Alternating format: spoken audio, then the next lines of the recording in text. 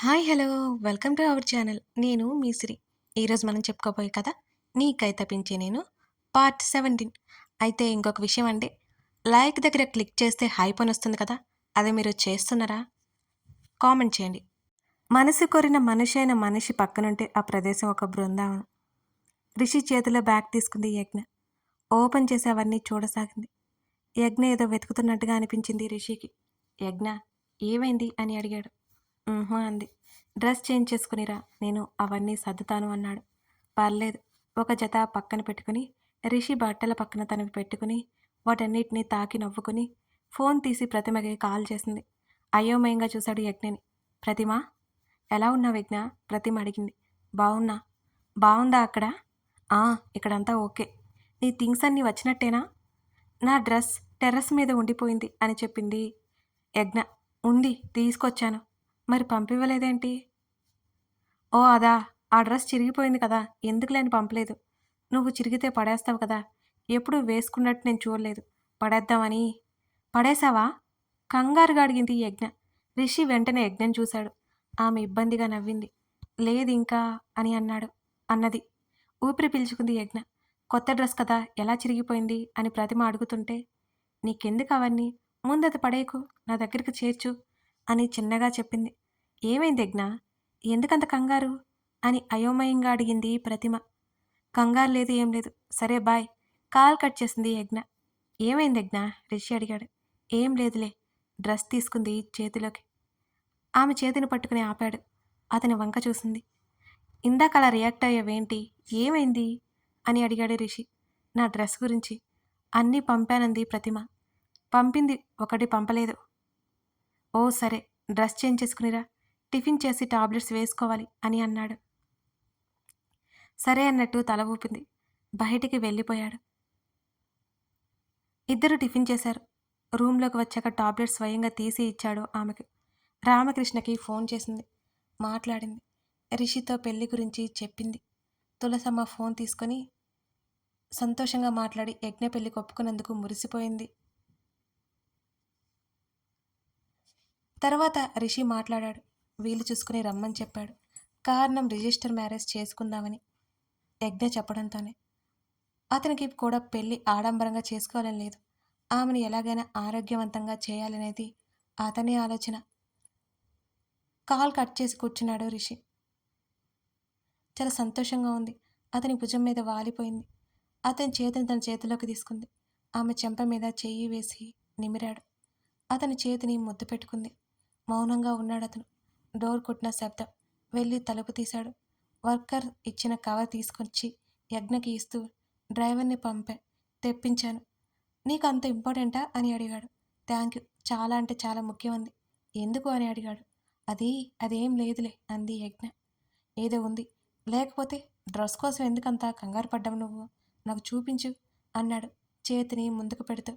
వద్దు, ఇబ్బందిగా నవ్వింది. అదే ఎందుకు? ఏదో ఉంది అని అర్థమైంది. ఆసక్తిగా ఉంది అతనికి కూడా. నిజంగా ఏమి లేదు రిషి. ఆమె చెప్పేలోపే ఆ కవర్ తీసుకుని ఆమె వద్దు అంటుంటే డ్రెస్ బయటగా తీశాడు. ఆ డ్రెస్ చూడగానే ఆమె వైపు చూశాడు. ఆమె తలదించుకుని దిక్కులు చూడసాగింది. ఈ డ్రెస్ అని అడిగాడు. అవును అంది చిన్నగా. అతనికి ఏం మాట్లాడాలో అర్థం కాలేదు. వారి కలయిక జరిగినప్పుడు ఆమె శరీరం మీద ఉన్న డ్రెస్ అది. అతని చేతిలో నలిగిన డ్రెస్ అది. చిరిగిన డ్రెస్ అది. అతనికి గుర్తొచ్చింది. నోటి నుంచి మాట రావట్లేదు అతనికి. ఏదో భావన చుట్టేస్తోంది. ఆమెను దగ్గరికి లాక్కుని హత్తుకున్నాడు. అతని ఉద్వేగం తెలుస్తుంటే మౌనంగా ఉండిపోయింది యజ్ఞ. ఆమె ముఖాన్ని చేతుల్లోకి తీసుకుని ఆమె నుదుటిన చుంపించాడు. అతని కళ్ళలోకి చూస్తుండిపోయింది యజ్ఞ. ఆ కళ్ళలో ఆనందంతో పాటు ఏదో భావం కనిపించింది. కనిపించని చిరునవ్వు కూడా అతని పెదవుల మీద దోబూచులాడుతోంది. అందమైన మనసున్న అతను, అందంగా ఉన్న అతను. లేచి నిలబడింది. బెడ్ మీదనే ఉన్నాడు. తల కాస్త ఎత్తి ఆమెనే చూశాడు రిషి. అతని ముఖాన్ని చేతుల్లోకి తీసుకుంది. ఆమె కోమలమైన చేతుల స్పర్శ అతన్ని తాకగానే అతని శరీరం స్పందించింది మరో విధంగా. ఆమె నడుముని అతని చేతులు చుట్టుకున్నాయి. అతనికే తెలియట్లేదు. తలదించి తన్నే చూస్తున్న అతని కళ్ళని చేతితో మూసివేసింది. అతని పెదవుల మీద గాఢంగా చుంబించింది. తన కళ్ళ మీదున్న ఆమె చేతుల్ని తీసేశాడు. కళ్ళు మూసుకుని ఉంది. ఆమె పెదవులు వదల్లేదు అతను. లోతుగా సాగిపోతోంది ముద్దు యుద్ధం. ఏదో గుర్తుకొచ్చినట్లు టక్కున ఆమె తలని సున్నితంగా దూరం జరిపాడు. ఆమె హృదయానికి హత్తుకున్నాడు. ఏమైంది? కళ్ళు తెరవకుండానే అడిగింది యజ్ఞ. ఇంట్లో బోర్ కొడుతోందా? అతను మాటలు ఎందుకు మారుస్తున్నాడో ఆమెకు అర్థం కాలేదు. నువ్వున్నావుగా, ఇక అలాంటిదేమీ లేదు అని అంది ఆమె వెంటనే. నీకేమైనా అవసరం అనిపిస్తే నాకు చెప్పు, వెంటనే ఏర్పాటు చేస్తాను, సరేనా? ఆమె చెంప నిమురుతూ చెప్పాడు రిషి. మొక్కలు కావాలి అంది. తెప్పిస్తాను అన్నాడు. సరే అని అంది. ఆమెని దూరం జరిపి రెస్ట్ తీసుకో అని అన్నాడు. నువ్వెక్కడికి? ఎక్కడికి వెళ్ళలేదు. వెళ్ళకు అతన్ని హత్తుకుంది. ఏం మాట్లాడలేదు అతను. ఆమె తల మీద ముద్దు పెట్టుకున్నాడు. యజ్ఞ, కొంత సమయమైనా నిద్రపో అని అన్నాడు. ఇంతకు ముందు నిద్ర పట్టేది కాదు, ఈ మధ్య బాగా నిద్ర పడుతోంది. రాత్రిళ్ళు ఎప్పుడూ టైర్డ్ అవ్వలేదు నేను. రెస్ట్ ఎందుకు? తల ఎత్తి అతన్నే చూసింది. అలా కాదు, నువ్వు వీక్ అయిపోయావు. నీ బ్రెయిన్ స్ట్రెస్ ఫీల్ అవ్వకుండా అంతే. ఎక్కువ నిద్రపోతే యాక్టివ్గా ఉంటావు అని సర్ది చెప్పాడు. నాకు నాకు నీకు పెయిన్గా ఉంది అంది. పెయినా? కంగారు పడ్డాడు. కాళ్ళు లాగేస్తున్నాయి నిన్నటి నుంచి. పెయిన్ రిలీఫ్ జెల్ కావాలి చిన్నగా చెప్పింది యజ్ఞ. అతను ఊపిరి పీల్చుకున్నాడు. తీసుకొస్తాను, అక్కడే స్ప్రే ఉంది అని అన్నాడు. ఆమెను వదిలి కబోర్డ్లో ఉన్న పెయిన్ రిలీఫ్ స్ప్రే తెచ్చాడు. ఇవ్వు. చేతిని ముందుకు పెట్టింది, కాళ్ళు వెనక్కి మడిచి కూర్చుంటూ. ఆమె పక్కనే కూర్చున్నాడు. అయోమయంగా చూసింది అతన్ని. నువ్వెంత బలహీనంగా ఉన్నావో తెలుసా? కాళ్ళు లాగేయడం ఏంటి? 25 అని అన్నాడు రిషి. ప్రతిదీ దాంతో పోల్చుకో. మనిషి అన్నాక కాళ్ళు నొప్పులు, చేతులు నొప్పులు రావా ఏంటి అని అడిగింది మూతి ముడుచుకొని. చెప్పినా వినవలే. ఆమె కాళ్ళు పట్టుకుని తన మీద పెట్టుకున్నాడు. రిషి, ఏంటిది? వదులు. వెనక్కి తీసుకుంది యజ్ఞ. నీ కాళ్ళు ముట్టుకోకూడదా ఏంటి? ముట్టుకోవచ్చు, కానీ ఇప్పుడు ఎందుకు అని అంది. స్ప్రే చేద్దామని. పర్లేదు, నేను చేసుకుంటానులే అని అంది అతని చేతిలో తీసివేస్తూ. నోటి మీద వేలు పెట్టి చెప్పాడు. నోటి మీద వేలు పెట్టుకుని తల నిలువుగా ఊపింది యజ్ఞ. వెళ్ళి పడుకో, కాళ్ళు స్ట్రైట్గా పెట్టు అని అన్నాడు రిషి. నా వల్ల కాదు. నోటి మీద చేతులు అలాగే ఉంచి చెప్పింది యజ్ఞ. చిన్నగా పిలిచినా సీరియస్గా వచ్చిందా అతని స్వరం. నిన్ను ఉండమని చెప్పడం నాది తప్పు, నువ్వెళ్ళు అంది. ఆమె కళ్ళల్లోకి చూసి నవ్వాడు. నేను నీ హక్కు అని ఏదో అన్నావు. ఆలోచిస్తున్నట్టు ముఖం పెట్టాడు. ఆమె పెదవి విరిచింది. పడుకో, లేకపోతే స్ట్రైట్గా కూర్చుని కాలు చాపుకో, వెనక్కి ఆనుకొని కూర్చో అన్నాడు రిషి. ఆమె ఇంకా కాళ్ళు అతని ఒడిలోనే ఉన్నాయి. చెప్పలేనంత బిడియం ముంచేస్తోంది ఆమెని. వెనక్కి ఆనుకుని కూర్చుంది యజ్ఞ. పాదాలు పట్టుకుని అరికాల్లో సున్నితంగా నొక్కసాగాడు. అటు ఇటు కదలసాగింది ఆమె. యజ్ఞ, కుదురుగా ఉండు, తల ఎత్తకుండా చెప్పాడు. రిషి ప్లీజ్, లో గొంతుకతో అంది. ఆమె మాట వినలేదు. మోకాళ్ళ వరకు కాళ్ళు పట్టాడు. మెల్లిగా నిద్రలోకి జారుకుంది ఆమె. పెయిన్ రిలీఫ్ స్ప్రే చేశాడు. హ్యాండ్ వాష్ చేసుకుని కూర్చుని నిద్రపోతున్న ఆమెని సరిగ్గా పడుకోబెట్టాడు. నిద్రపోతున్న పసిపాపల ముద్దుగా కనిపించింది అతనికి. ఆమె చెంప మీద ముద్దు పెట్టుకున్నాడు. కొంచెం కదిలింది. ముద్దు పెట్టిన చోట నిమిరి ఆమెకి ఎదురుగా చైర్ లాక్కుని కూర్చుని ఫోన్ తీశాడు రిషినంద్. పరిస్థితులు శాసిస్తున్న మనసు అగాధంలోకి కూరుకుపోతున్నా నిన్ను అర్థం చేసుకునే తోడుంటే చాలు, అంతకు మించి వెలిగేలేదు. యజ్ఞ, ఆగు. యజ్ఞ వెంట పడ్డాడు దక్ష్. ఏడుస్తూ భయంగా దక్షిని చూసి పరుగుపెట్టింది యజ్ఞ. అతను ఆమె వెంట రావడం మానలేదు. చుట్టూ చీకటి. వెలుగు కోసం పరిగెడుతూనే ఉంది. రిషి, రిషి ఎక్కడ? రిషి ఎక్కడ ఉన్నావు? ప్లీజ్ రా, నా ముందుకు రా అని గట్టిగా అరిచింది. యజ్ఞ అంధకారంలో నుంచి బయటికి వచ్చింది. యజ్ఞ, ఇటు చూడు, నా వైపు చూడు.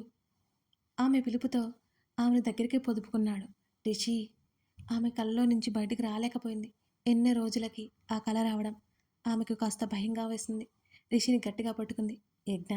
ఆమె తలను తన వైపుకు తిప్పుకున్నాడు. ఎదురుగా కనిపిస్తున్న రిషిని చూసి అతని స్పర్శ తాకినట్టుగా కాస్త ఊరట చెందింది. ఆమె నుదుటిన పట్టిన చిరుచెమటలు తుడిచాడు రిషి.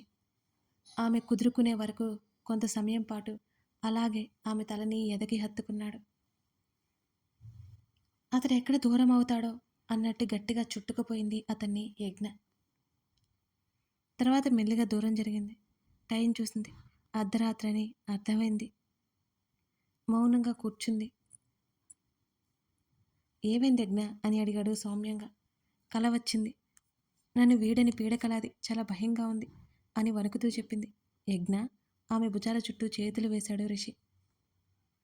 మళ్ళీ అతనే. నీ చుట్టూ నేను ఉన్నాను. కల అయినా నిజమైనా నన్ను దాటుకుని రావాలి ఏదైనా. నేను నిన్ను ఎప్పుడూ అంటిపెట్టుకునే ఉంటాను కదా అని నవ్వుతూ ఆమె చేతిని తన చేతిలోకి తీసుకున్నాడు రిషి. మెల్లిగా ఆమెను తేలిక చేయడానికి అన్నట్టు అతను ప్రయత్నం చేశాడు. తెలుసు రిషి, కానీ నాకు బాగా భయం వేస్తుంది అని అంది యజ్ఞ. వాటర్ తీసుకో ఇచ్చాడు. తాగింది. వెంటనే అతని కౌగిలిలో ఇమిడిపోయింది యజ్ఞ. రిషి ఆమె పిలిచింది. అన్నాడు ఆమె భుజం మీద భయపడొద్దన్నట్టుగా చేత్తోనే నిమురుతూ. పుట్టిన బిడ్డ ఒక్కసారిగా తల్లి కౌగిల్లో చేరాక తల్లి నుంచి దూరం అవ్వడానికి ఇష్టపడదు. నీ దగ్గర కూడా నాకు అలాగే అనిపిస్తుంది అని తల ఎత్తి అతన్నే చూస్తూ చెప్పింది. ఆమె నుదుటిన పెదవులు తాకించాడు. మౌనంగా ఉండిపోయారు ఇద్దరు. భయపడకుండా పడుకో అన్నాడు కొంత సమయం తర్వాత. అతని షర్టుని గుప్పెడ బిగించింది. కళ్ళు మూసుకుంది ఆమె. తర్వాత రోజు రిజిస్టర్ ఆఫీస్లో పెళ్లి గురించి రిషి మాట్లాడడానికి వెళ్ళాడు. రిషి తెప్పించిన మొక్కలని నాటడం మొదలుపెట్టింది యజ్ఞ. అదే సమయంలో ఇంటి ముందు ఓ ఆటో వచ్చాగింది. అందులో నుంచి ఇద్దరు వృద్ధ దంపతులు దిగారు. దూరం నుంచి చూసింది యజ్ఞ. చేతులు కడుక్కొని వాళ్ళ వైపే నడిచింది. వాళ్ళ ఇంట్లోకి వెళ్ళిపోయారు. రిషి కూడా వచ్చాడు అప్పుడే. రిషి దగ్గరికి వెళ్ళింది వెంటనే. రిషి ఎవరో వచ్చారు అని అంది యజ్ఞ. ఎవరు? పద. ఆమె చేతిని పట్టుకుని లోపలికి తీసుకుని వెళ్ళాడు రిషి. హాల్లో కూర్చున్నారు వాళ్ళిద్దరు. నానమ్మ, తాతయ్య వాళ్ళ దగ్గరికి వెళ్ళి కాళ్ళకి నమస్కారం పెట్టాడు. వారి కుశల ప్రశ్నలు అయ్యాక దూరంగా నిలబడి వారిని చూస్తున్న యజ్ఞ దగ్గరికి రమ్మన్నట్టు చేతితోనే సైగ చేశాడు. కంగారు లోపల ఆమెలో, ఎవరు నాన్న ఈ అమ్మాయి అని అడిగింది బామ్మ. నమస్కారం తాతయ్య. బామ్మగారు నన్ను గుర్తుపట్టారా అని అడిగింది యజ్ఞ. ఎవరు? సరిగ్గా గుర్తు రావట్లేదు నాకు అని కళ్ళజోడు సరిచేసుకుంటూ పరీక్షగా చూసింది బామ్మ. బామ్మకి ఎలా తెలుసు యజ్ఞ అనుకుంటూ చూస్తాగాడు రిషి. సంవత్సరం క్రిందట ఓ రోజు నేను రోడ్డు మీద కళ్ళు తిరిగి పడిపోతే మీరే నన్ను జాగ్రత్తగా మా ఇంటి వరకు తీసుకొచ్చారు, గుర్తుందా అని గుర్తు చేయడానికి ప్రయత్నం చేసింది యజ్ఞ ఆవిడకి. కొంత సమయానికి గుర్తొచ్చి, ఓ ఆ అమ్మాయి నువ్వే కదూ, గుర్తులేదే, ఎలా ఉన్నావు? బామ్మ ముఖంలో సన్నటి నవ్వు. అంతలోనే బోలెడన్ని అనుమానాలు కూడా రేకెత్తాయి. అవును నాన్న, ఈ అమ్మాయి నీకెలా తెలుసు, ఎక్కడెందుకుంది అని అంది బామ్మ. మీ ఇద్దరికి ఒక విషయం చెప్పాలి, ఇలా కూర్చోండి అని వారిద్దరిని సోఫాలో కూర్చోబెట్టాడు ఋషి. వారికి యజ్ఞను చూపిస్తూ, తన పేరు యజ్ఞ, నేను తనని పెళ్లి చేసుకోవాలి అనుకుంటున్నాను అని. బామ్మ ముఖంలో ఆశ్చర్యం కనిపిస్తుంది. తాతయ్య మాత్రం సంతోషంగా చూశాడు రిషి వంక.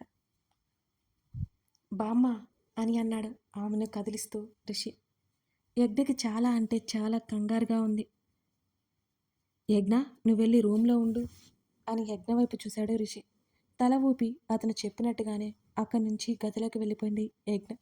అక్కడికి వాళ్ళ మాటలు వినిపిస్తున్నాయి సన్నగా. నాన్న, ఈ అమ్మాయికి పెళ్ళైపోయింది అని అంది ఆవిడ వెంటనే. తెలుసునానమ్మా అని అన్నాడు రిషి. పెళ్ళైన అమ్మాయిని పెళ్లి చేసుకుంటావా ఆవిడ చిన్నగానే అడిగిన ఆవిడ మాట తీవ్రంగా ఉంది. అవునానమ్మా, విడాకులు కూడా అయిపోయాయి రిషి బదిలిచ్చాడు. ఎందుకు నాన్న ఈ నిర్ణయం తీసుకున్నావు అని అడిగింది ఆవిడ సీరియస్గా. ప్రేమించాను కదా నానమ్మ, అంతకంటే ఏం చెప్పలేకపోయాడు రిషి. ఆవిడ మౌనంగా ఉండిపోయింది. కథ కొనసాగుతుంది. ఇప్పుడు రిషి నానమ్మ ఆ పెళ్ళికి ఒప్పుకుంటుందా, లేదా ఇప్పుడు వాళ్ళ నానమ్మ కోసం యజ్ఞని రిషి వదిలేస్తాడా లేదా? ఇవన్నీ తెలియాలి అంటే తర్వాత భాగం చూడాల్సిందే. కథ నచ్చితే లైక్ చేసి కామెంట్ చేయడం మర్చిపోకండి ఫ్రెండ్స్. అలాగే మరిన్ని వీడియోస్ కోసం మన ఛానల్ని సబ్స్క్రైబ్ చేసుకోండి. Thank you for watching this video.